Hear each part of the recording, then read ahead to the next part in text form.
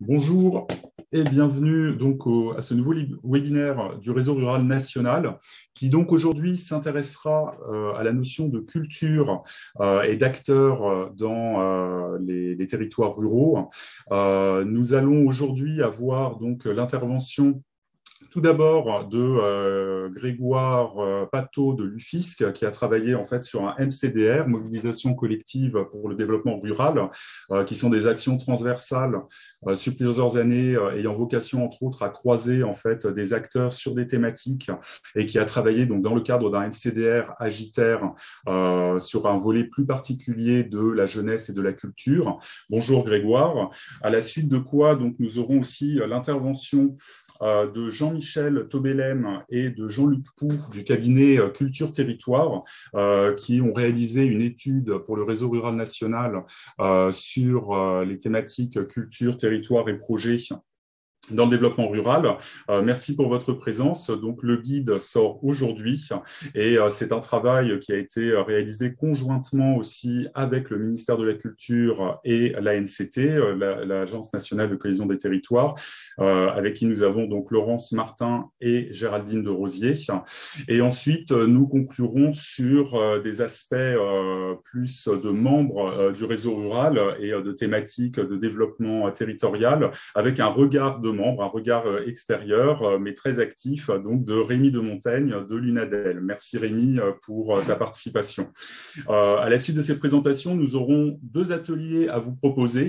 Un premier qui permettra de revenir sur les présentations de Jean-Luc et de Jean-Michel sur les 30 structures et collectivités que ce guide présentera. Vous pourrez poser des questions beaucoup plus précises, aborder des cas particuliers. Vous pouvez dans le chat, et nous le remettrons à plusieurs reprises, télécharger donc le guide qui vient de sortir au format PDF sur le site du Réseau rural national.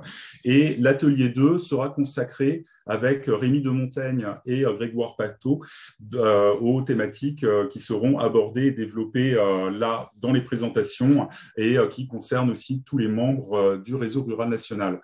Donc, sans plus tarder, je vais vous passer la parole. Laurence Martin et Géraldine de Rosier. Merci. Oui, merci David. Bonjour à tous. Alors je dis à tous, mais en fait, sur notre écran, nous ne voyons pas les participants. Donc, on va faire comme si on vous voyait en fait, hein. Donc, je tiens à saluer l'ensemble des participants présents, représentants des réseaux ruraux régionaux, des DRAC, des collectivités, des PNR, des associations, des structures culturelles et bien sûr les représentants du comité de pilotage, Réseau rural national, ANCT, ministère de l'Agriculture. Je tiens également à excuser l'absence de Lorraine Gindre, chef du département des territoires de la délégation générale à la transmission au territoire et à la démocratie culturelle, la DG de TDC, qui participe aujourd'hui à la journée de préfiguration de la communauté des acteurs publics des tiers-lieux organisée par l'ANCT. Et bien sûr, je me réjouis de l'organisation de ce webinaire Culture et développement rural.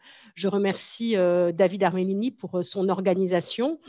Et je voulais dire en ouverture que, bien sûr, ce webinaire, il s'inscrit dans le cadre de notre coopération entre le Réseau rural national et le ministère de la Culture. Il va permettre de restituer les résultats d'études et de travaux auxquels nous avons été associés, dont nous avons été partenaires. Il va permettre de valoriser des projets culturels dans des territoires qui souffrent souvent d'un déficit de visibilité. Et il va permettre de montrer que les territoires ruraux sont des territoires culturels ou, pour reprendre l'expression de Jean-Michel Tobelem et de Jean-Luc Poux, des campagnes productrices de culture. Ce séminaire a aussi vocation à identifier à partir des projets étudiés des principes méthodologiques pour développer les projets culturels en milieu rural et surtout, toujours, de développer l'interconnaissance et les coopérations entre des réseaux qui jouent un rôle essentiel dans l'action culturelle en milieu rural, les acteurs culturels en premier lieu, les DRAC, les collectivités, les réseaux ruraux régionaux, les GAL, etc. Je crois que c'est très important que les études jouent un rôle très important en termes de pilotage des politiques publiques. Et je crois très important ces temps que nous prenons pour restituer ces études afin de permettre leur appropriation par les acteurs et d'ouvrir ensemble de nouvelles pistes de réflexion et d'action. Et puis peut-être pour un dernier mot, bien sûr, mais ça va de soi, c'est vrai que l'importance, on est dans une semaine où il y a beaucoup d'initiatives en faveur de la culture en milieu rural. Nous organisions hier avec l'ANCT un référent culture et ruralité à destination des référents ruralité des préfectures.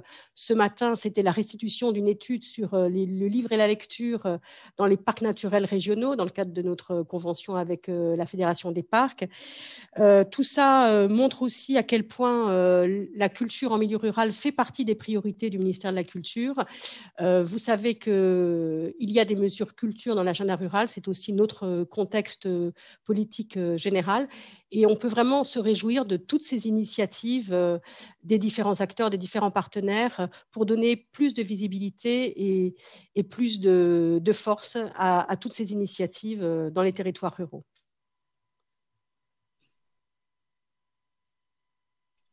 Ouais, merci Laurence. Rapidement, bonjour Géraldine Desrosiers. Donc moi je suis chef de projet ruralité à l'Agence nationale de cohésion des territoires. Donc je rebondis sur ce que disait Laurence sur l'agenda rural, puisque je suis chargée avec Patricia Andriot de faire le suivi de l'agenda rural. C'est 181 mesures en faveur du monde rural et qui portent sur tout un tas de domaines, dont la culture. Et donc dans l'agenda rural, il y a 6 mesures sur la culture. Aujourd'hui, on peut affirmer que après 2 ans d'existence, il y a 93% des mesures qui sont soit réalisées, soit bien largement engagées quand même. Et les mesures culture sont parmi celles-ci, bien évidemment. Donc, il y en a certaines que vous connaissez sans doute, notamment celles qui sont les plus visibles, les plus emblématiques, c'est la création de microfolies. Alors, des microfolies, il y en a partout en France, et puis il y en a aussi en zone rurale. Alors, je ne vous donnerai pas un chiffre, parce que si je calcule le nombre de microfolies qui sont réellement dans une commune peu dense ou très peu dense, ben, il y en a relativement peu, mais on peut considérer que dans les zones intermédiaires, par exemple, une microfolie, eh ben, elle attire aussi beaucoup d'habitants qui sont dans les territoires juste à côté, les communes juste à côté, qui, elles, sont très peu denses et peu denses.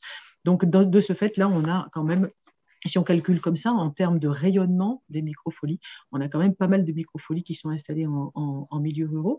Il y avait d'autres mesures, notamment des mesures pour favoriser l'ingénierie dans le cadre de la rénovation du patrimoine, de la réhabilitation du patrimoine, et puis des mesures un peu de revendication des élus ruraux, puisque cet agenda rural a été conçu par des élus ruraux qui disaient on veut être sûr que les crédits des DRAC et les crédits du ministère de la Culture y vont dans les territoires ruraux. Et donc, grâce au suivi de l'agenda rural, on a suivi, en effet, tracer ces différents crédits, sur quels projets ils vont. Est-ce qu'ils vont autant aux territoires ruraux proportionnellement qu'aux territoires urbains ou périurbains? Ben oui, voilà, donc on a les chiffres et on voit qu'en effet, côté ministère de la Culture, on joue le jeu pour soutenir des projets en territoires ruraux aussi.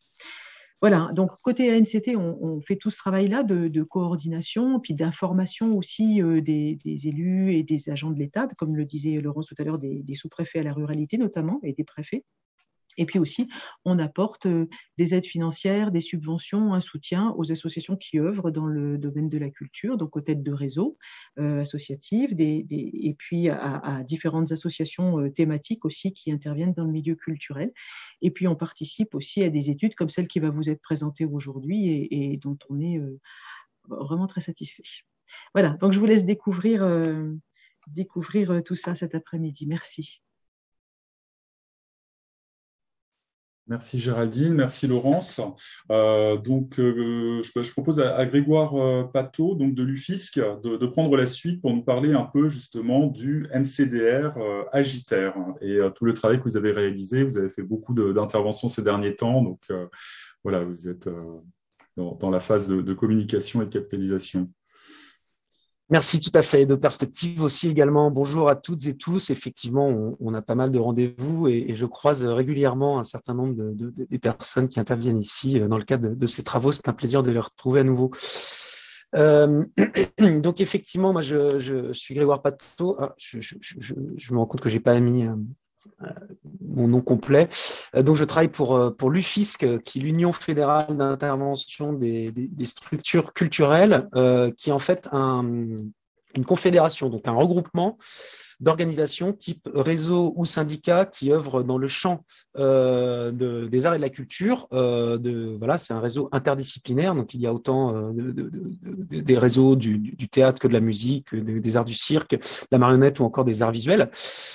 Qui a peut-être comme, on va dire, spécificité surtout plutôt de représenter, on va dire, des réseaux d'acteurs plutôt qu'on va définir comme appartenant au tiers secteur culturel, c'est-à-dire plutôt le modèle associatif ou des modèles en tout cas de gestion hybride qui croisent, on va dire, économie marchande, économie publique et importance également de l'économie réciprocitaire, c'est-à-dire le bénévolat et finalement l'implication citoyenne des personnes. Donc, on présente ainsi plus de 2000 structures en France de ce champ du tiers secteur culturel. L'UFISC mène depuis une dizaine d'années maintenant, en lien avec certains de ses membres et des partenaires, une réflexion assez approfondie sur les questions de culture et de ruralité, c'est-à-dire vraiment la spécificité et la richesse et vraiment l'innovation qu'on peut trouver en termes d'agriculture dans les projets qui se situent en milieu rural. Et c'est fort de cette expérience que l'UFISC a rejoint un consortium, un groupement d'organisations pour voilà, monter ce MCDR, cette mobilisation collective pour le développement durable qui s'appelle Agiter, pour accompagner les jeunes adultes et leurs initiatives en territoires ruraux.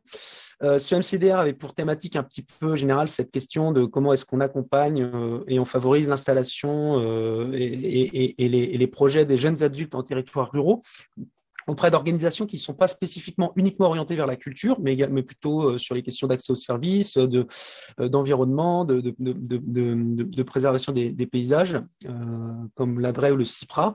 Mais l'UFISC est arrivé avec cette spécificité culture pour interroger la place de la culture, des acteurs culturels des territoires ruraux, sur cette question de l'accompagnement des initiatives, comment voilà, on favorise, on accompagne les initiatives des jeunes adultes.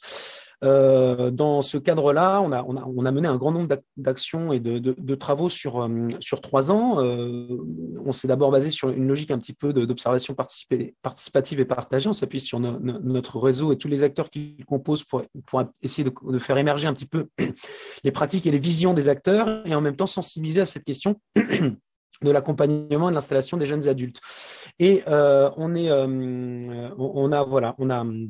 a mené d'autres travaux un petit peu plus concrets, un petit peu plus approfondis, dont une grande enquête auprès d'une 50aine de structures pour les interroger un petit peu sur cette question, d'importants travaux de type ateliers de travail collectif, séminaires de travail. On a également produit un certain nombre de documents comme des récits d'initiatives d'acteurs culturels sur ces questions, ou alors des récits d'élus pour avoir un petit peu la vision et la parole aussi des collectivités sur cette question. Masse de travaux que vous pourrez retrouver facilement sur le site Agiter par la culture. Par le prisme de tous ces travaux et notamment à travers cette enquête, on s'est questionné un petit peu sur comment est-ce que la culture et les acteurs culturels favorisaient les parcours un peu de vie des jeunes adultes, que ce soit en termes de parcours artistiques et culturels, leurs pratiques artistiques et leurs pratiques de spectateurs. Questionner aussi comment est-ce que ces structures accompagnaient leur parcours dans l'emploi et à travers finalement les opportunités professionnelles que peuvent offrir ce champ de la culture, leur parcours également d'initiative, comment est-ce que les acteurs étaient en appui des initiatives des jeunes, des initiatives culturelles des jeunes porteurs de projets, et comment est-ce que finalement aussi la culture jouait un rôle aussi dans l'accompagnement des parcours d'engagement, des parcours citoyens des jeunes adultes, puisque finalement c'est souvent aussi par cette entrée culturelle que des personnes vont s'impliquer sur leur territoire et finalement participer à son dynamisme et voire même aboutir parfois à des engagements sur plus politiques ou dans la démocratie locale. Je ne vais pas tout vous décrire ce qui ressort de l'ensemble de ces travaux. Je vous inviterai à les découvrir plus en profondeur suite à ce séminaire. Néanmoins, l'idée, c'était de partager avec vous un petit peu un certain nombre de grands principes, d'idées clés qui sont ressorties de ces travaux. Pour les partager avec vous, tout en se rendant compte que finalement, tout ce travail autour de la question de l'accompagnement des jeunes adultes a abouti un petit peu à avoir une lecture finalement de ce qui comptait aujourd'hui pour les acteurs culturels et artistiques en milieu rural comme type de projet à défendre, comme valeur à défendre. Et finalement, ça nous a donné des clés de lecture un peu plus larges sur comment est-ce que les acteurs culturels se positionnaient sur leur territoire et positionner la culture comme vecteur de dynamisme, de mise en capacité de leur territoire, etc. Déjà, on s'est aperçu que quand on parle d'accompagnement, les acteurs pensent à cette question de l'accompagnement vraiment à travers des logiques de relations de coopération directe entre personnes, de compagnonnage. Et donc, du coup, sont vraiment pas du tout dans des logiques descendantes, mais des rapports d'égal à égal dans leur approche humaine. On s'aperçoit également que ces acteurs culturels défendent une vision et mettent un point, mettre comme centrale une notion comme la convivialité. C'est assez rigolo, mais c'est un terme finalement qui est ressorti quasiment unanimement, qu'on a tendance parfois à oublier. Mais voilà, en disant que finalement, leur objectif premier était la création de liens interpersonnels, intergénérationnels, d'essayer de favoriser une dimension participative des habitants dans les actions qu'ils portent, de renforcer leur autonomie et puis de vraiment s'ancrer dans des logiques de convivialité. On s'aperçoit également que ce qui caractérise pas mal ces acteurs culturels en milieu rural du tiers secteur, c'est de s'ancrer vraiment dans des dynamiques de coopération élargie, vraiment interdisciplinaires. Ils ne s'arrêtent pas forcément dans des logiques de silos sur une pratique artistique culturelle, mais vraiment une approche interdisciplinaire, voire même décloisonnée et intersectorielle en direction d'autres secteurs d'activité. Finalement, ils sont très proches des questions des acteurs de l'environnement, du social, de l'insertion, de l'agriculture, de la santé, de l'éducation, de l'artisanat. Enfin, et en complément côté à ça, on s'aperçoit également qu'on a affaire à des acteurs qui défendent vraiment des actions qui sont porteuses de sens. C'est particulièrement prégnant en milieu rural. Ces acteurs culturels cherchent à défendre des nouveaux modes de faire, les modes de vie, de consommation alternatifs, les principes d'écologie, la lutte contre les discriminations et les inégalités, et également sont favorables à des modes de gouvernance plus horizontaux, participatif et ancré dans les valeurs vraiment de l'éducation populaire, et j'en parlerai un petit peu plus de manière approfondie tout à l'heure, ancré dans les valeurs aussi des droits culturels des personnes. Chose intéressante que je relève, finalement, on aperçoit qu'il y a deux principes, deux modes d'action qui sont très très complémentaires à l'œuvre chez ces acteurs culturels et artistiques en milieu rural et que je trouve intéressant à relever. L'un que j'ai appelé l'itinérance de proximité. C'est-à-dire que finalement, on est sur des compagnies, des associations qui sont vraiment sur une circulation sur des territoires intercommunaux, départementaux, et qui cherchent plutôt à s'implanter de manière ponctuelle ou plus ou moins durable en itinérance sur l'ensemble du territoire, plutôt pour infuser une pratique artistique et culturelle que diffuser une pratique artistique et culturelle, c'est-à-dire vraiment avoir une approche qui implique les habitants et des structures partenaires sur chaque territoire et qui s'adapte à la réalité de chaque territoire. Cette itinérance de proximité, elle est combinée avec un autre mode d'action qui est vraiment l'animation de lieux en commun, tout ce qu'on peut appeler aujourd'hui lieux intermédiaires ou tiers-lieux, etc. Mais on distingue vraiment une importance forte de ces lieux assez hybrides en milieu rural ils jouent un rôle très, très important dans le dynamisme de ces territoires. Et ce qui est intéressant, c'est de voir que ce n'est pas forcément des lieux qui partent d'un projet culturel, mais qui peuvent partir d'un projet d'une autre dimension, par exemple agricole, et s'ouvrir à la culture, ou alors des lieux qui peuvent partir d'un projet culturel, d'une salle de diffusion, etc., mais qui vont s'ouvrir très souvent à d'autres secteurs, à d'autres types d'actions, comme, je ne sais pas, de devenir une cantine associative, de faire de la production agricole ou devenir des lieux d'insertion par le travail. Enfin, c'est... pardon, je reprends le fil de mon discours, c'est très dense. Enfin, voilà, dernière chose, je le dis, donc, ce sont des acteurs qui mettent vraiment en avant les logiques de coopération élargie et qui vraiment revendiquent de s'orienter sur leur territoire d'une co-construction des politiques politiques publiques de la culture à l'échelle de leur territoire. Ils ont vraiment tous une vision assez fine de ce que pourrait être un projet culturel de territoire, à savoir quelque chose qui est pensé plus comme un processus qui doit prendre en compte la réalité de la diversité des parties prenantes, plus que voilà, quelque chose de figé dans le marbre. Donc, du coup, tous ces constats, ces beaux constats, nous ont amené, nous, au sein de l'UFISC, à un petit peu penser les suites à donner à Agiter, et à savoir essayer de travailler un certain nombre de concepts à partager très largement auprès d'acteurs culturels, d'institutions, de partenaires, de réseaux, etc., pour voilà, pouvoir continuer à accompagner ces processus de projets culturels de territoire à travers finalement deux grands principes qui nous semblent importants, des principes de déconstruction, c'était déconstruire un certain nombre de visions et d'idées reçues qu'on a sur un certain nombre de notions. Ça peut être par exemple déconstruire un petit peu les visions qu'on a en termes de la question culturelle en elle-même, par le prisme justement de ces droits culturels dont je parlais tout à l'heure. Comment est-ce que les droits culturels viennent réinterroger nos visions de la culture et de ses politiques publiques? Qu'est-ce qu'on entend derrière droits culturels? C'est finalement la culture prise dans son sens le plus large et finalement qui prend en compte l'ensemble des références culturelles par lesquelles une personne, seule ou en commun, se définit, se constitue, communique et entend être reconnue dans sa dignité. C'est comment est-ce qu'on défend la diversité culturelle, comment est-ce qu'on défend le fait que chaque personne est porteur de sa propre culture. C'est déconstruire aussi les approches en termes d'économie de la culture, en vraiment comprenant l'importance et le rôle des structures de l'ESS dans les projets culturels de territoire et comment ça vient réinterroger les modèles économiques et les modèles de développement, également en lien avec des besoins forts en termes de transition évidemment de société, de transition écologique. Comment est-ce qu'également on doit réinterroger notre vision des ruralités et ne pas voir le milieu rural comme des espaces appauvris en termes de propositions, mais plutôt comme des territoires de possibles avec des ressources vraiment particulières et exceptionnelles. Déconstruire aussi un petit peu la vision qu'on peut avoir des personnes, comment est-ce qu'on sort des catégories de personnes et des objectivations en lien aussi avec ce rapport au droit culturel. Et du coup, le deuxième axe qu'on souhaite défendre fortement, c'est d'ancrer ces projets culturels de territoire dans des principes de co-construction, à savoir repenser un petit peu ces postures de l'accompagnement avec penser l'accompagnement non pas comme quelque chose de descendant, mais comme une relation de coopération réciprocitaire.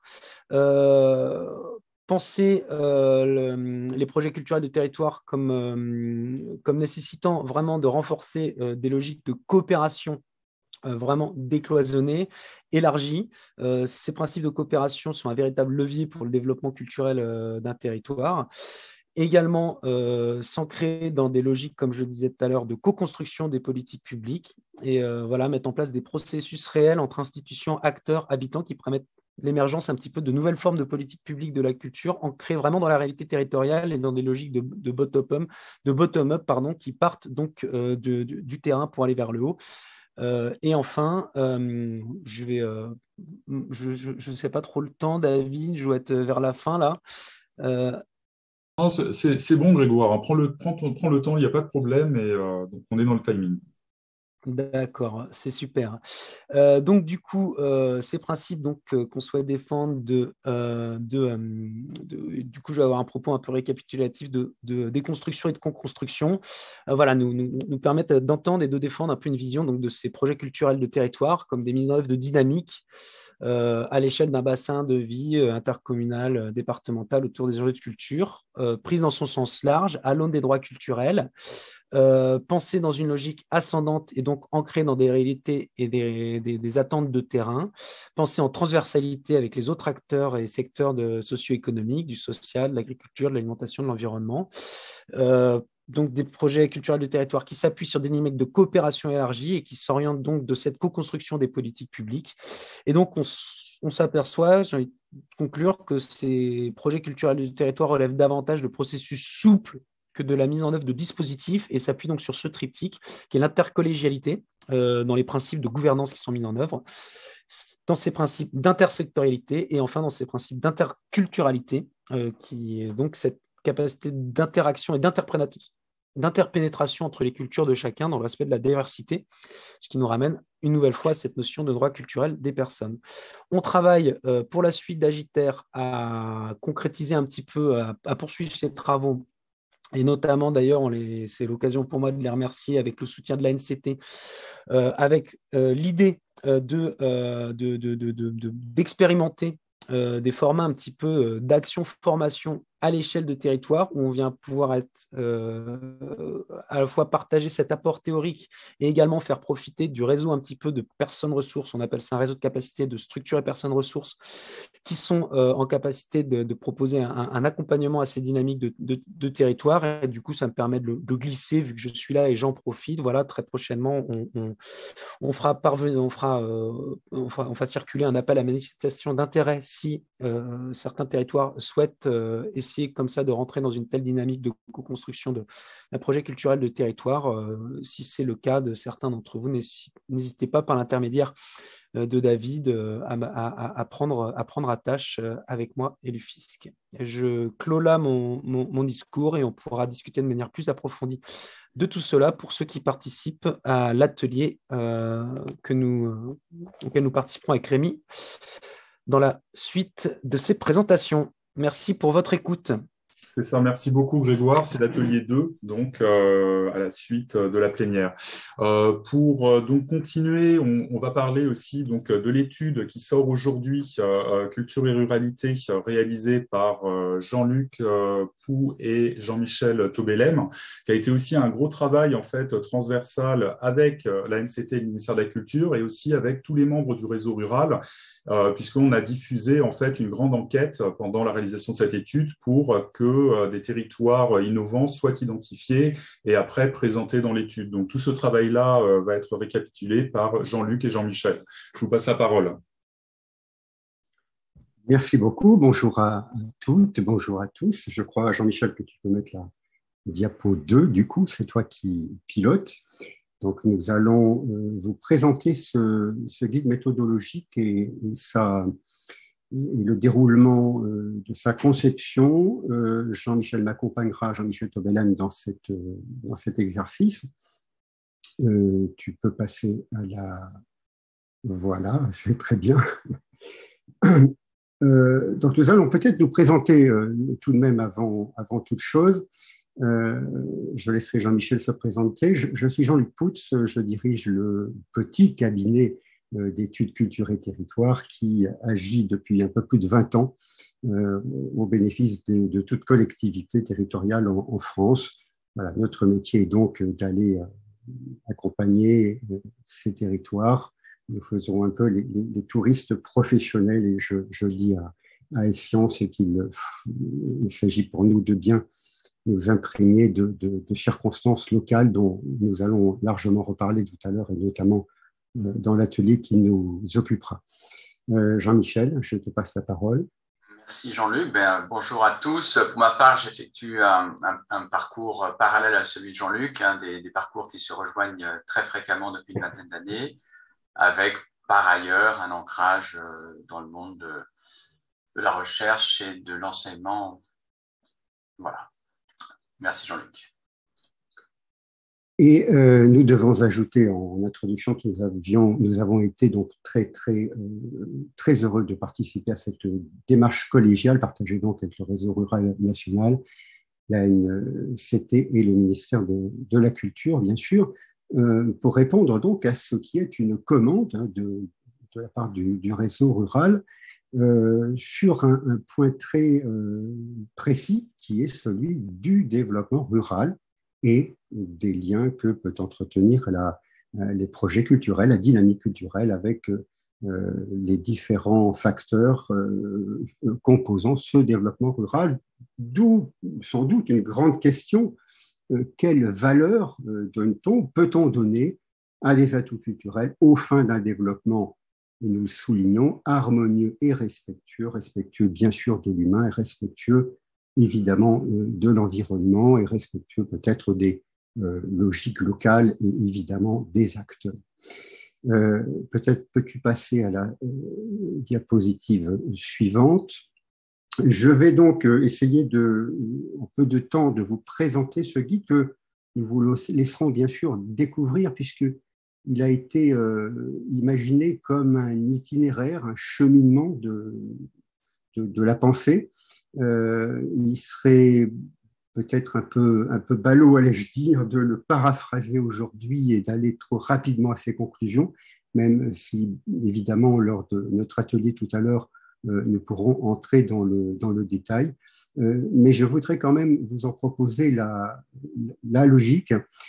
Ces objectifs étant bien clairs, il s'agit de proposer à tous des repères méthodologiques, alors aussi bien aux élus du reste, ruraux, co-porteurs de projets, bien sûr, et cela en essayant de tirer au maximum profit des retours d'expérience que nous avons eu le loisir d'analyser. Et cela afin de proposer aussi une réflexion approfondie sur ce qui constitue ce rapport entre campagne. Alors, nous utilisons beaucoup le terme de campagne dans nos travaux. C'est un parti. Voilà, le rapport entre les campagnes et ce que nous appellerions volontiers la dynamique culturelle, donc cette dynamique qui s'inscrit outre l'offre culturelle que l'on trouve dans les villes. Nous parlons beaucoup dans ce livre, me semble-t-il, de ces dynamiques humaines finalement qui se mettent en place autour des projets culturels. Nous sommes partis du postulat, alors ça c'est peut-être notre expérience là qui nous l'a imposé, que le développement rural tient à de multiples facteurs qui viennent former finalement un système, alors plus ou moins formalisé, plus ou moins confiant sans doute, et dans lequel système un projet culturel pourra avoir une fonction particulière. Donc on comprend bien que l'on parlera beaucoup ici de convergence des actions, d'où cette approche qui se veut la plus globale possible du développement rural, en essayant de détecter au maximum la finesse des relations entre les acteurs et les projets de la collectivité, ou autrement dit, entre l'émergence de l'initiative et de ce que le citoyen lui-même peut proposer et porter, et le projet politique. Voilà, ça c'est vraiment le cœur vraisemblablement de cette approche. Et donc cela a été... alors nous avons essayé de, bien sûr, tirer profit, il faut bien parler de notre posture, tirer profit de notre expérience, des nombreuses situations dans lesquelles nous avions été conduits à intervenir, mais nous avons essayé de nous en distancier et d'écouter vraiment très attentivement toutes les personnes qui ont bien voulu participer à cette étude. Et ces personnes ont donc été issues, je dois vous le dire, d'une très longue sélection, puisqu'il nous a été proposé de différents organismes en France, une centaine de cas qui leur semblaient intéressants.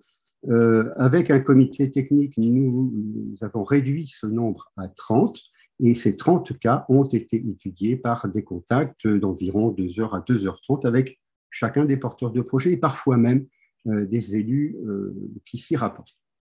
17 cas sont décrits dans ce guide en détail.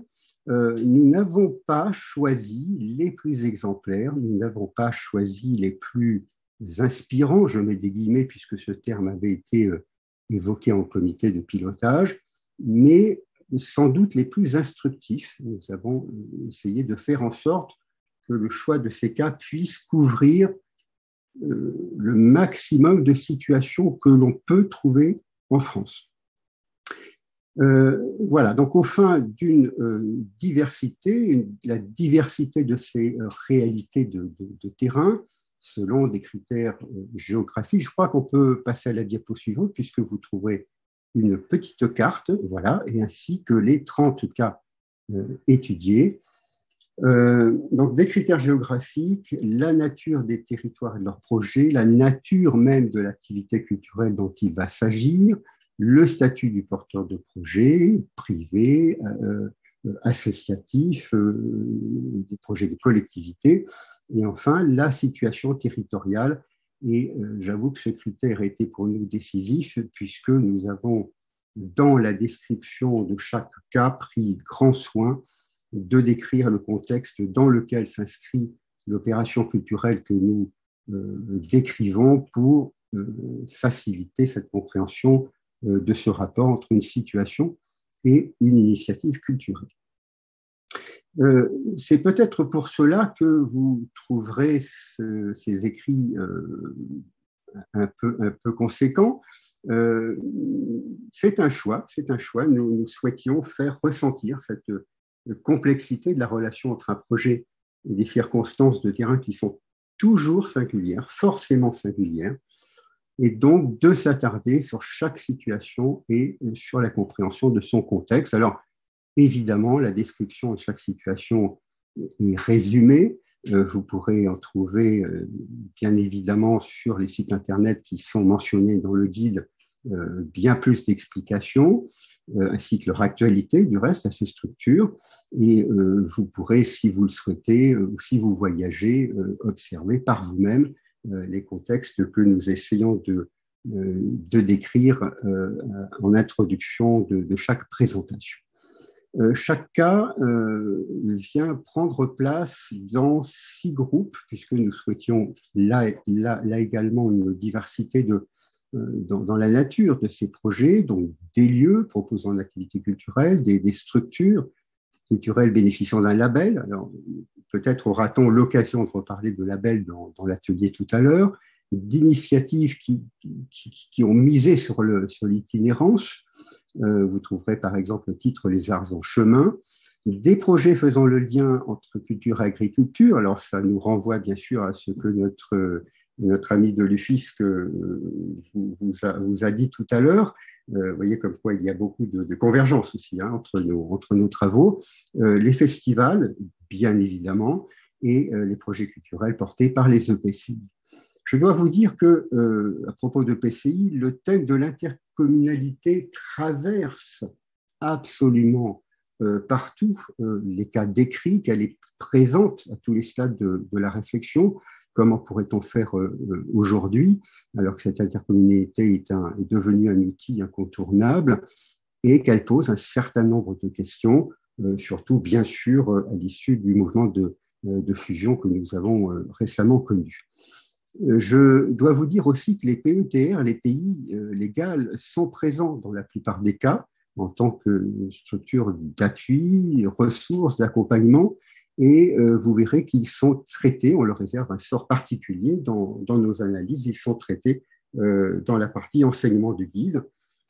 2 choses également, c'est que les bibliothèques sont présentes également. Alors ces bibliothèques, vous savez, comme premier lieu culturel dans les campagnes, lieu de proximité, lieu hautement important, évidemment que là, nous ne pouvions pas mettre l'accent sur ce rôle fondamental. Il faudrait une étude à part entière, une étude nationale peut-être sur le rôle des bibliothèques en milieu rural et sur leur évolution surtout. Elles sont en pleine remise en question aujourd'hui, mais vous trouverez entre les projets décrits et les bibliothèques beaucoup sans doute de potentiels qui sont évoqués directement ou en creux. Et enfin, nous avons fait le choix de ne pas considérer dans cette étude les grands projets, genre Centre européen de rencontres, ces projets qui prennent pied dans des grands édifices prestigieux, parfois classés par l'UNESCO, sachant que ces grands projets sont financés souvent par des régions, départements, par l'État,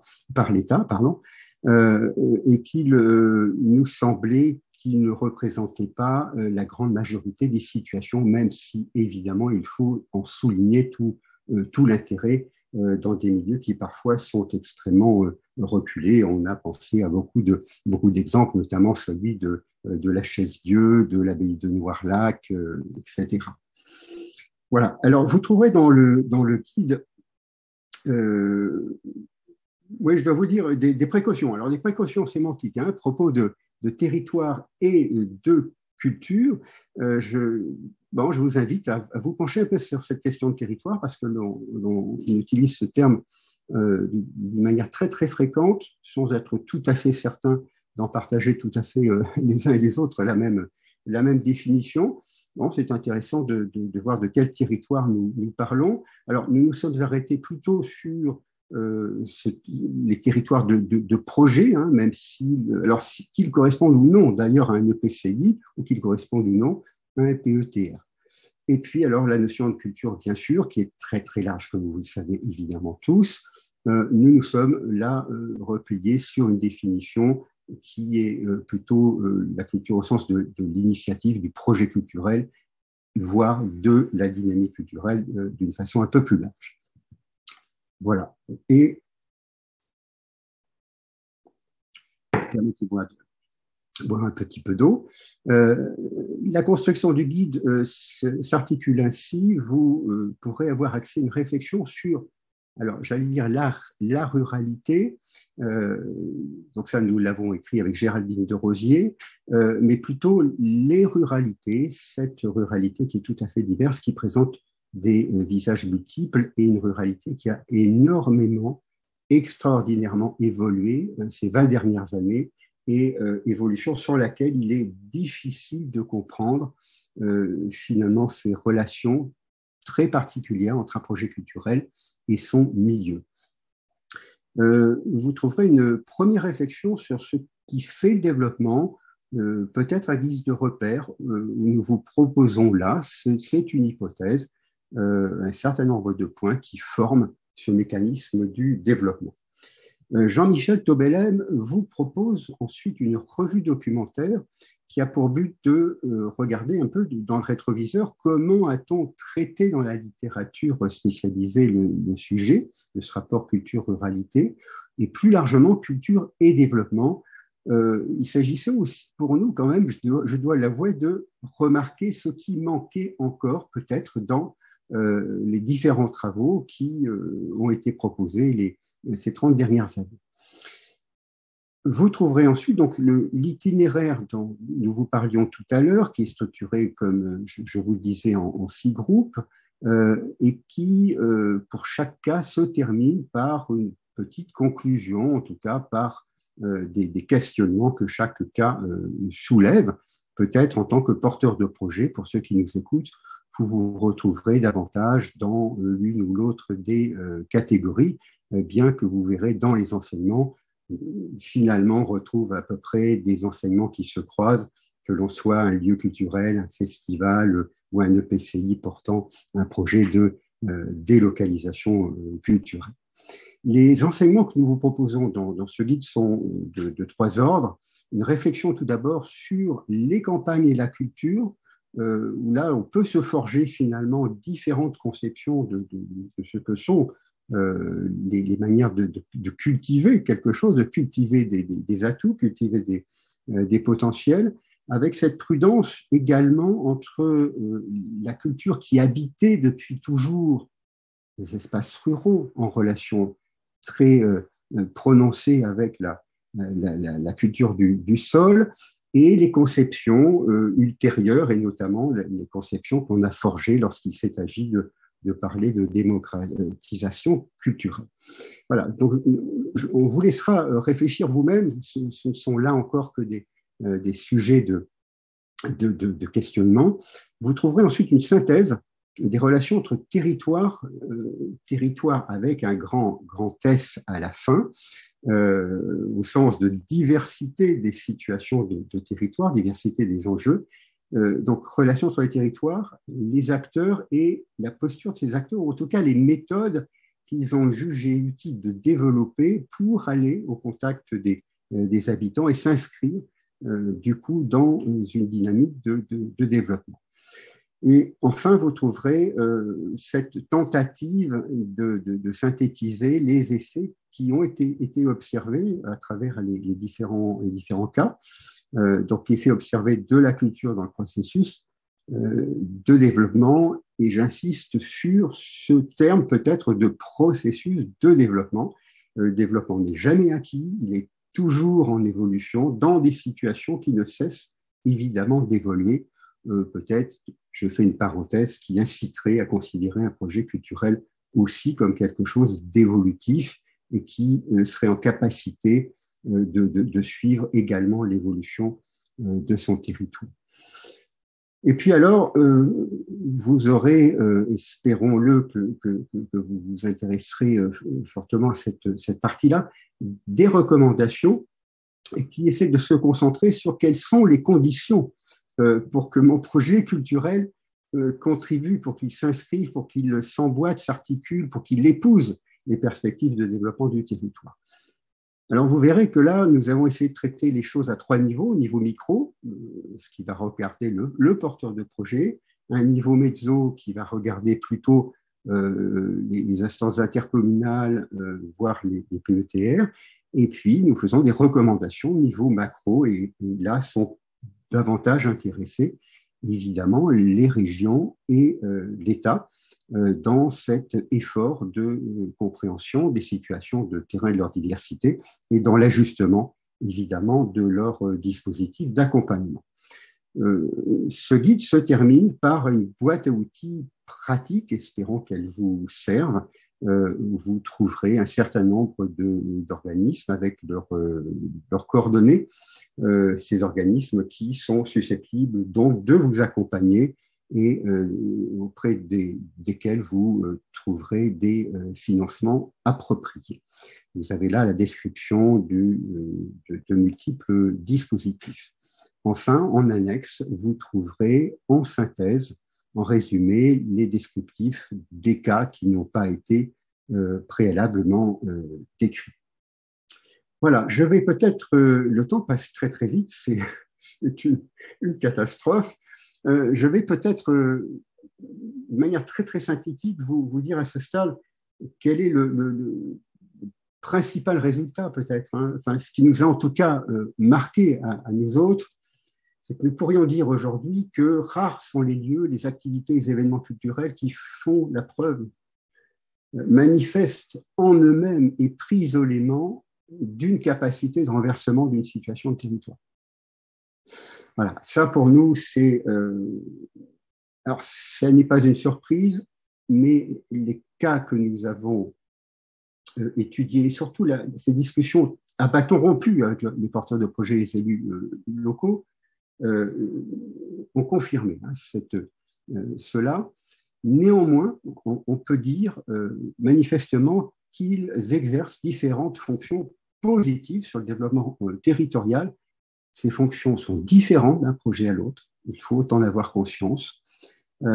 Ces fonctions se verront décuplées, et ça c'est peut-être le grand enseignement, lorsqu'elles sont inscrites dans le cadre plus général d'une politique conçue en fonction des atouts présents. Donc, de là, on peut dire que chaque territoire présente des enjeux particuliers, possède ses atouts qui sont vraisemblablement spécifiques, et puis vient se présenter à un moment ou à un autre de leur histoire des opportunités ou une opportunité de laquelle on peut profiter. De là, l'on aurait donc non pas une solution toute faite, une solution idéale, un modèle, mais bien des combinaisons de solutions qui seront toujours singulières. D'où l'importance, évidemment, de l'observation, du fait de sentir quelles sont les opportunités, les atouts, les enjeux, et puis surtout de bien identifier, évidemment, et de bien formuler quels sont les enjeux de développement. Alors, sur tous les plans, hein, évidemment, sur le plan de la société locale, sur le plan des voies de l'économie, des perspectives de préservation de l'environnement et du patrimoine, etc. Voilà, alors vous trouverez, je voulais vous le dire rapidement, quelques méthodes qui sont les plus utilisées par les acteurs de terrain. C'est la présence artistique comme un véritable moyen, alors qui prend différentes formes. Du faire avec à l'itinérance, alors qui concerne plutôt les postures, les positions des EPCI, et puis le faire en complément des acteurs pour les PETR, pour les EPCI, avec toute cette boîte à outils concernant l'appui à l'initiative et la coordination, parfois même l'aide à la communication. Les grands thèmes, pour finir, hein, peut-être, puis dans l'atelier tout à l'heure, nous aurons le loisir de parler peut-être plus en profondeur des effets divers que nous avons détectés et comment en faire peut-être une sorte de typologie, les effets directs, les effets indirects. Bref, nous en reparlerons tout à l'heure. Peut-être les systèmes hein, très importants, qui sont quelque part les conditions même hein, de cette relation positive entre culture et développement, c'est la valeur d'initiative, qui est très souvent associative, même lorsqu'elle se voit reprise à son compte par exemple, un EPCI, vous en aurez des exemples, c'est l'engagement citoyen, l'émergence. Voilà. Sans cela en milieu rural, et c'est ce qui fait la valeur des campagnes productrices de culture, c'est cette émergence et cet engagement citoyen, donc qu'il faut entendre, évidemment, à tout prix. Bien sûr qu'il pose, et c'est notre deuxième point, la question des moyens, et des moyens humains en particulier. Vous verrez que nous avons beaucoup développé ce thème-là en posant les questions de comment finance-t-on les moyens humains dans des territoires dont les communes sont très petites et qui n'ont pas les moyens d'acquérir ces ressources spécialisées. Troisième point, la convergence des points de vue entre porteurs de projets et élus. Bien sûr, comment on se rencontre, comment nos projets se rencontrent-ils, que faut-il pour cela? L'existence, c'est le quatrième point, de stratégie de développement. Comment veut-on inscrire un projet culturel si l'on n'a pas de vision politique de la stratégie de développement que l'on souhaite porter dans un territoire? Puis l'accompagnement, très important, décisif, vraisemblablement, des GAL, des ETR, des régions et de l'État. Et enfin, bien sûr, la question des financements, et notamment des financements européens, avec deux questions qui se sont posées là. C'est la nature des projets. Qu'est-ce que l'on finance? Pourquoi? Est-ce que ce sont les plus gros projets qui auront le maximum d'efficacité? Ce n'est pas tout à fait certain. On vous laissera faire votre idée là-dessus à la lecture des cas. Et puis, bien sûr, on doit le dire, cette question des délais de paiement, de l'avance de trésorerie, qui était un point souvent rappelé par nos interlocuteurs. Nos interlocuteurs, j'en profite encore pour les remercier très vivement de la grande confiance qu'ils nous ont fait et de la manière avec laquelle ils nous ont parlé en même temps avec leur cœur et en même temps avec beaucoup de pragmatisme. Voilà, écoutez, je vais m'en arrêter là. Je ne sais s'il y aura des questions à ce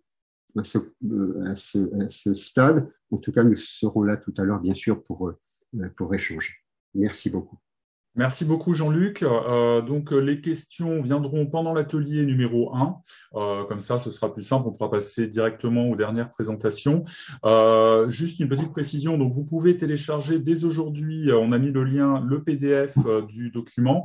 Par contre, vous pourrez revenir dans quelques jours puisqu'on s'est rendu compte de quelques coquilles. Donc il y aura des modifications de fait et vous pourrez revenir chercher le PDF. Et aussi, on vous enverra un questionnaire de satisfaction à la suite du webinaire et vous pourrez aussi cocher si vous voulez recevoir le guide sous forme papier, on pourra faire un envoi voilà, aux différents participants. Donc, je passe la parole donc maintenant au regard en fait d'un acteur membre du réseau rural national, donc l'UNADEL, Rémi de Montaigne, donc de l'Union nationale du développement local. Je te laisse intervenir et revenir un peu sur toutes ces notions aussi qu'on a un peu abordées, touchées sur les aspects d'espace de concertation, d'échange, de développement local, avec aussi les dimensions des transitions. Donc voilà, c'est vrai que ton regard est intéressant, ça nous permet aussi d'avoir un pas de côté par rapport à tout ça. Rémi, je te laisse intervenir. Merci. Ok, merci beaucoup Grégoire et merci aux interventions précédentes avec lesquelles j'ai essayé de ne pas être trop redondant. Donc, je suis Rémi de Montaigne de l'UNADEL. Nous, on a deux dispositifs principaux. Donc, un dispositif qui en effet accompagne les dynamiques de transition là, dans les territoires et qui s'appelle les écoutes territoriales. Voilà, et cette année, on avait vraiment à cœur d'étudier les dynamiques de coopération entre les initiatives citoyennes et les initiatives des collectivités publiques dans les démarches de transition. Et c'est un enjeu qu'a déjà pas mal abordé Grégoire là, sur les enjeux de coopération tout à l'heure. Et on a aussi une plateforme de coopération qui s'appelle le Carrefour des métiers et qui vient étudier donc, toute l'ingénierie nécessaire à la coopération entre les acteurs des territoires. Dernièrement, on a organisé donc nos journées des territoires. C'était le mois dernier et ça avait pour titre la culture, l'art et la manière de donner du souffle au territoire. On s'est appuyé sur l'exemple du CERFAV, qui est le Centre européen de recherche et de formation aux arts verriers, qui a été créé il y a 30 ans sur l'impulsion d'un élu, d'une association des DUPOP, d'autres acteurs qui étaient là et qui avaient l'ambition de préserver un savoir-faire verrier qui existait localement.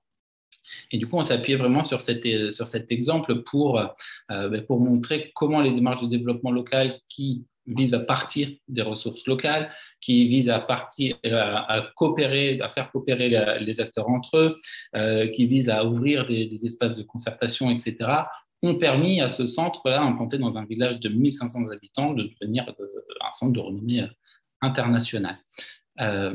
Voilà, tout ça pour dire que si cet engouement a pu être pris là autour du CERFAV, c'est aussi que les habitants ont été associés et qu'à un moment donné, ça a fait sens. Ça a fait sens avec l'histoire du territoire, ça a fait sens avec les savoir-faire qui avaient lieu sur place.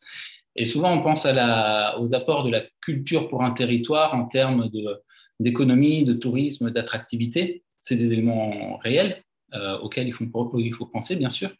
Mais en fait, ça va beaucoup plus loin que ça. Et il y a peut-être, je vais faire appel à des notions beaucoup moins tangibles. C'est peut-être ça le pas de côté que tu me demandes, David. Mais c'est des choses qui sont fortes dans une expérience humaine et qui sont essentielles pour des démarches de développement local. C'est des choses comme la fierté, par exemple, quand on arrive à redonner la fierté à des habitants et à des acteurs d'un territoire autour de leur savoir-faire, de leur patrimoine. L'exemple de Losanguel est assez intéressant là-dessus, hein, un territoire situé sur un bassin minier en pleine déliquescence qui a réussi à redonner de la fierté à ses habitants et de l'amour pour le territoire. Le lien entre le passé et le futur, donc toute la question de la transmission entre les jeunes et les moins jeunes générations autour de l'histoire, et ce qui rejoint la notion importante aujourd'hui qui est la question du récit territorial qui est très en vogue et qui invite tous les acteurs justement à se rassembler pour écrire un récit et à donner du sens à ce territoire. La notion aussi d'engagement, donc comme le disait Grégoire du Fisc tout à l'heure, les démarches de culture sont aussi des démarches qui peuvent impliquer et engager politiquement et de façon citoyenne. Et puis, de façon générale, la relation à l'autre, tous les enjeux de la relation à l'autre avec les dimensions de convivialité. Et puis, évidemment, quand on parle de sens commun, on arrive assez vite à la notion d'émotion partagée, qui est peut-être un axe qu'on oublie. Et pour ça, je renvoie donc à l'étude, au livre de Daniel Fabre, Émotion patrimoniale, dans lequel il souligne vraiment la force de l'attachement local et l'investissement émotionnel que peut susciter justement tout le patrimoine local, que ce soit le patrimoine matériel ou immatériel, bien sûr. Et on sait qu'aujourd'hui, quand même, le partage des émotions et les émotions en tant que telles, si on prend la racine et l'émotion, c'est ce qui fait bouger. On a besoin de choses qui font bouger. Et pour amener ensuite à des démarches de coopération et de co-construction. On arrive ici à une notion là, qui a été développée donc, dans le cadre de nos journées des territoires par Marie-Laetitia Bertin-Blanc, qui est la notion aussi de développement sensible des territoires. Une notion qu'on oublie parfois un peu et qui s'appuie sur l'idée qu'on a un territoire et l'idée c'est d'y vivre correctement, donc la notion de bien vivre territorial, plus qu'un simple développement économique dans lequel on serait peut-être perdu et on perdrait nos dimensions humaines. Et cette dimension sensible, ce développement sensible des territoires et ces enjeux culturels, aujourd'hui, on voit bien que c'est quand même un enjeu militant. Alors, quand je parle de militants, ce n'est pas forcément que de la part des acteurs de la société civile, ça peut être aussi une militante de la part des collectivités publiques et des acteurs engagés. C'est un enjeu militant parce qu'on voit bien que les financements ne permettent pas forcément toujours, de part et d'autre. Et puis parce que c'est un militantisme qui porte une vraie vision du monde. Voilà, ce n'est pas juste une vision du monde qui s'inscrit dans un flux, mais qui vise justement à porter un regard différencié. Et pourtant, et c'est peut-être le constat un peu triste qu'on peut faire sur la base des écoutes territoriales qu'on a pu réaliser, dans les démarches de transition, les démarches qui visent aujourd'hui à faire bouger les territoires, les acteurs culturels sont un peu oubliés. Ils sont un peu oubliés dans les démarches de concertation et souvent on les associe a posteriori. Voilà, peut-être comme un supplément d'âme, comme on peut dire. Et d'ailleurs, c'est assez intéressant, là aussi c'était Mariette Sibertin-Blanc dans le cadre de notre conférence qui relevait que sur les différents rapports qu'on avait pu lire là, sur le Covid, voilà, sur l'analyse des évolutions des territoires, etc., la culture est toujours citée, vous savez, dans les parenthèses, à la toute fin.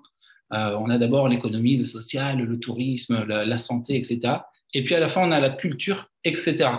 Donc voilà, on a toujours ce petit côté-là de la culture qui est un élément oublié. Et au-delà de ça, on le constate quand même sur les territoires, dans les démarches de transition, on oublie un peu les acteurs culturels.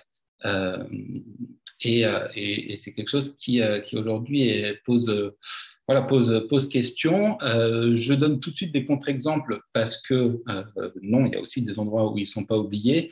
Et comme contre-exemple, j'ai donné par exemple le pays Terre de Lorraine dans le cadre de son plan alimentaire territorial qui a fait appel à des artistes justement et à une compagnie de théâtre pour donc le Théâtre de Cristal pour illustrer en fait la transformation qu'elle visait par le plan alimentaire territorial et notamment en faisant intervenir des bénéficiaires de l'aide alimentaire et en leur faisant jouer une pièce de théâtre. Donc il y a toute une pièce de théâtre qui a été montée, non pas pour valoriser uniquement le plan alimentaire territorial, mais pour donner du sens et pour donner à voir aussi d'autres réalités et donner aux habitants d'autres regards sur ces enjeux alimentaires.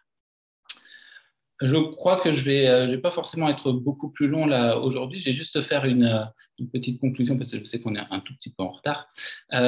Aujourd'hui, on a vraiment besoin des acteurs culturels dans les démarches de transition et on a besoin de la coopération de tous les acteurs pour avoir une approche systémique des territoires. Et il faut aussi que les acteurs culturels, quelque part, se saisissent de ces enjeux de transition. Alors, Grégoire disait qu'ils s'en étaient saisis et qu'il y avait beaucoup d'initiatives dans ce sens. C'est vrai. Mais aujourd'hui, par exemple, un directeur de théâtre, il est tiraillé dans tellement de fonctions, dans tellement de rôles.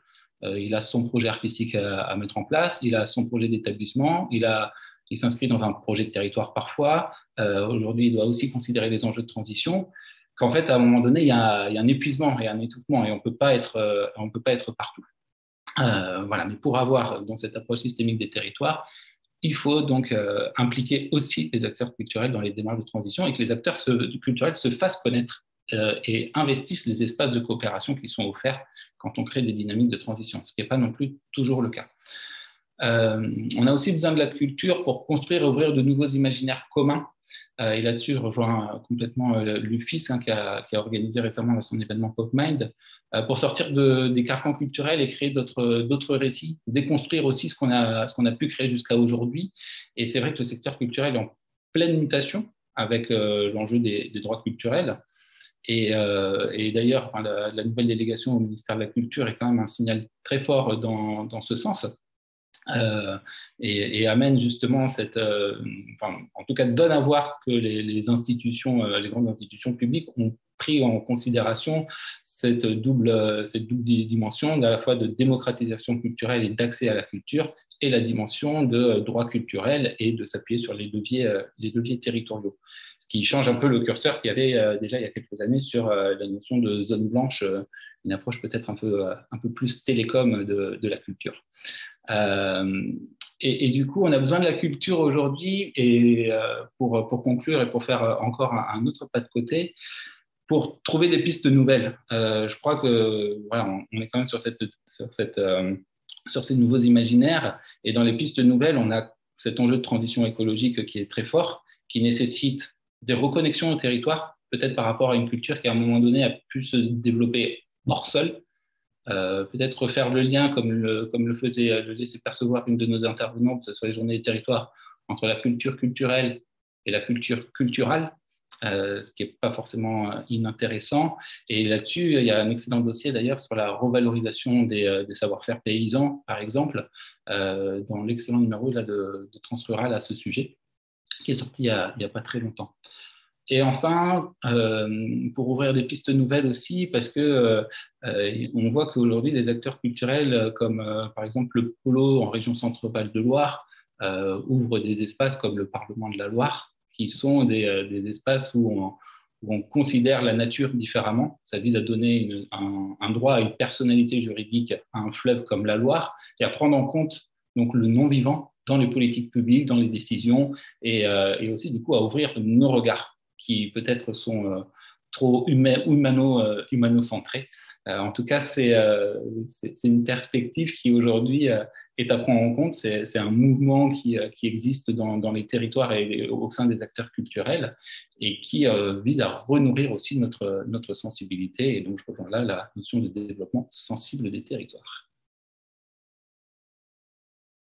Alors merci beaucoup Rémi pour tous ces éléments, toutes ces ouvertures qu'on pourra reprendre. Alors ça ne s'arrête pas là parce qu'on pourra les reprendre pendant l'atelier 2 et aussi avec Grégoire Pateau de l'UFIS qu'on pourra revenir sur le MCDR et même au-delà, ce que ça peut donner comme suite et l'importance justement dans la structuration des acteurs dans les territoires ruraux. Mais avant de passer en atelier, en dernière actualité, il y a eu un rapport parlementaire de réaliser sur le tourisme dans les territoires ruraux. Cela a été fait en collaboration avec l'ANCT. Peut-être, Patricia, pourrais-tu nous en donner quelques éléments? Oui, je vais faire le pont avec la dernière intervention. Alors, effectivement, c'est un rapport qui a été confié par les ministres Lemoine et Giraud, enfin les secrétaires d'État, à Noëlle Rossand, qui est une ex-sénatrice de Lyon. Il se trouve que c'est Mathias de Jouvenel de la DGE, ministère de l'économie, et moi-même qui avons été co-rapporteurs de ce rapport, qui portait sur le tourisme rural et qui en fait, la demande est assez bien tombée parce que je ne sais pas si vous avez suivi l'actualité, mais il y a eu la semaine dernière l'annonce par le Premier ministre du plan de reconquête touriste qui s'appelle Destination France, et qui a repris un certain nombre de mesures de ce rapport. Alors, pour faire le pont, l'idée de cette demande, c'était de faire le point sur où en était le tourisme rural, en fait, après la crise, mais pas que, plus largement, sachant que l'enjeu, en France, la politique touristique, elle est coportée par le ministère de la Culture, le ministère de l'Économie et le ministère des Affaires étrangères, et en ce moment par le secrétariat d'État au tourisme en particulier. Avant la crise sanitaire, autour des questions touristiques, le gros enjeu, c'est que la France est une destination extrêmement attractive, puisque c'est la première destination en nombre de touristes, mais que les touristes viennent sur un nombre restreint de sites et qu'il y a donc un enjeu de déconcentration et de réorientation des flux touristiques. Et dans ce contexte-là, et de diversification, en fait, des flux touristiques, notamment vers des savoir-faire français, vers le tourisme gastronomique, vers ce qui refait le rayonnement et l'image de la France dans le monde. Et dans ce cadre-là, la question et l'hypothèse qui était faite, c'est que le tourisme rural présente une certaine attractivité, de par la diversité, de par la biodiversité, surtout la diversité des paysages, mais aussi parce que quand même, ruralité et gastronomie résonnent. Enfin, il y a une image de la France qui renvoie dans les imaginaires à ces territoires ruraux. Et c'est d'ailleurs ce qu'évoquait aussi Rémi de Montaigne dans la dernière intervention. Donc l'idée, un peu a priori, encore une fois, c'était quand même des choses mises en place avant la crise sanitaire, c'est si la France veut continuer à être une destination extrêmement attractive, il faut que tous les touristes ne peuvent pas aller au même endroit, il faut rendre les destinations de tourisme rural plus attractives. En fait, ce qu'on dit dans ce rapport, et on commence par la question du tourisme culturel, mais pour résumer à grands traits, c'est que c'est pas si simple que ça, et que c'est pas se dire on va déconcentrer, on va orienter, on va communiquer sur la ruralité, puis les touristes, notamment étrangers, iront sur la ruralité. Il y a une appétence, ça renvoie à un imaginaire, la question du tourisme rural, mais l'organisation concrète des filières qui sont très diverses.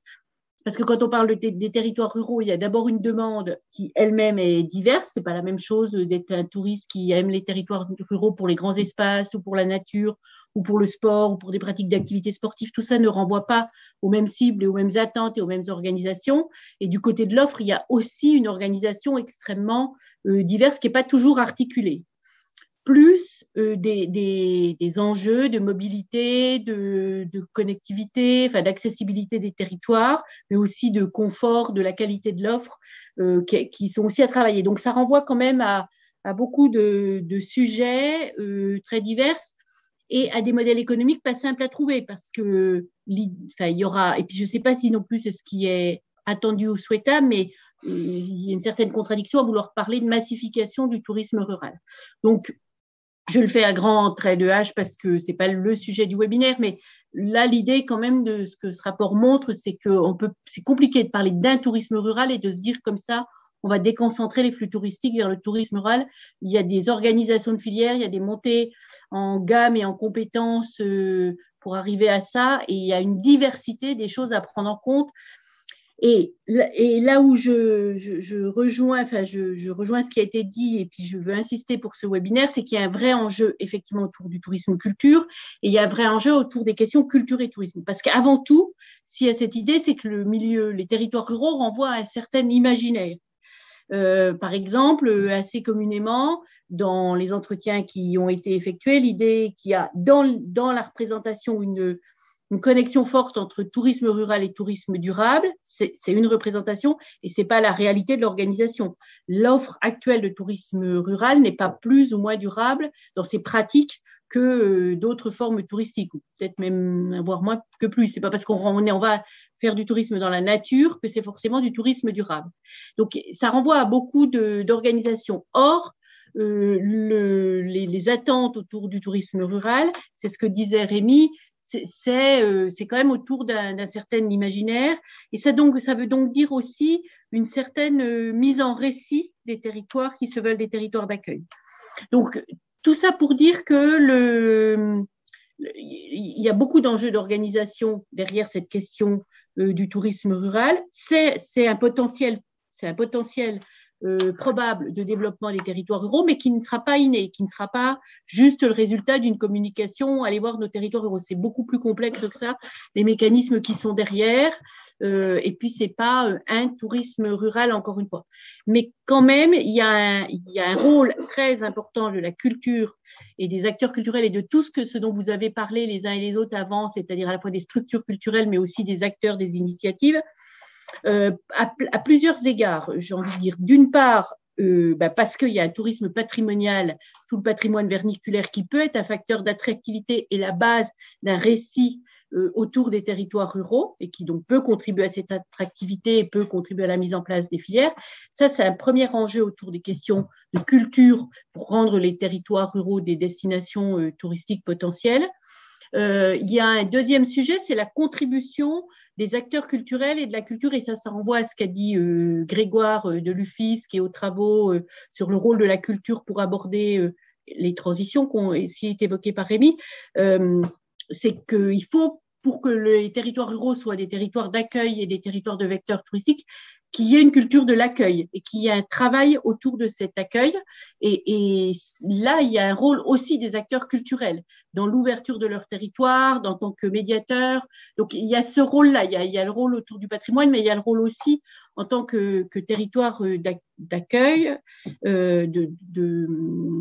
de préparer des acteurs, je ne sais pas moi, des hébergeurs, des guides touristiques à cette culture de l'accueil. Et puis, le dernier rôle que je verrais aussi autour du tourisme, enfin de la question de la culture pour favoriser ou créer les conditions de faire des territoires ruraux des territoires d'accueil touristique, c'est toute la question autour de l'imaginaire et de la mise en récit que j'ai déjà évoquée. C'est-à-dire qu'il ne suffit pas qu'il y ait un patrimoine pour qu'on vienne le voir ou une qualité d'accueil ou une accessibilité. Tout ça, c'est des conditions qui sont indispensables, mais il y a aussi une capacité du territoire à se mettre en récit, à donner envie, à créer un imaginaire qui n'est pas la même chose que juste de faire de la communication et de faire des grands panneaux dans le métro parisien pour être extrêmement caricatural. Il faut que la communication, c'est le produit final. Mais pour que ça matche et qu'il y ait une vraie attractivité et un vrai accueil du territoire qui se crée et que les gens reviennent, il faut que cette communication, qui est le signe extérieur, en fait, soit le résultat d'une espèce d'alchimie territoriale, de la préparation à l'accueil, la mise en récit d'un territoire. C'est pas juste on se raconte une histoire qu'on va afficher. Il y a des acteurs qui y participent et ça part pas de rien. Ça renvoie à une histoire, ça renvoie à une géographie et ça renvoie à une capacité des acteurs à raconter ça et à le vivre aussi. Et c'est ça aussi qui fait un peu la spécificité, l'ADN, j'ai envie de dire, des territoires ruraux. En tout cas, c'est ça qui a attendu. Donc, on voit quand même qu'entre la réalité de l'offre actuelle, de comment s'organiser, parcelliser et de ce qu'il faudrait pour faire de ces territoires d'accueil, il y a un gap qui est un petit peu important et sur lequel les acteurs culturels ont un rôle tout à fait important à jouer. Voilà, pour être un peu synthétique et un peu à la hache autour de ce rapport. Merci Patricia. Le rapport n'est pas public, mais par contre, on peut diffuser la synthèse. Oui, c'est ce que je voulais te demander, en fait, si on pouvait avoir des éléments ou pas, mais donc très bien. Merci beaucoup. Nous allons passer donc maintenant à la partie atelier. Donc à partir du moment où la session sera clôturée, vous allez avoir un questionnaire qui apparaîtra, et c'est une fois que le questionnaire sera rempli que vous pourrez passer dans les ateliers. Donc l'atelier 1 est consacré à l'étude, et vous pourrez retrouver Jean-Michel Tobelem et Jean-Luc Pou pour répondre plus particulièrement à vos questions. L'atelier 2, donc, ce sera avec Rémi de Montaigne de l'UNADEL et Grégoire Pateau de l'UFISC, et Patricia aussi, si tu es disponible pour nous rejoindre sur l'atelier 2 et échanger sur toutes ces notions qui viennent d'être abordées précédemment, et les notions de territoire et de développement territorial local. Je vous remercie, et donc je vous dis à très bientôt pour un autre webinaire, et à tout de suite dans quelques minutes dans les ateliers 1 et 2. Et vous pouvez switcher, vous pouvez passer de l'atelier 1 à l'atelier 2 aussi si vous souhaitez. Merci et bon après-midi, et à tout de suite. Au revoir.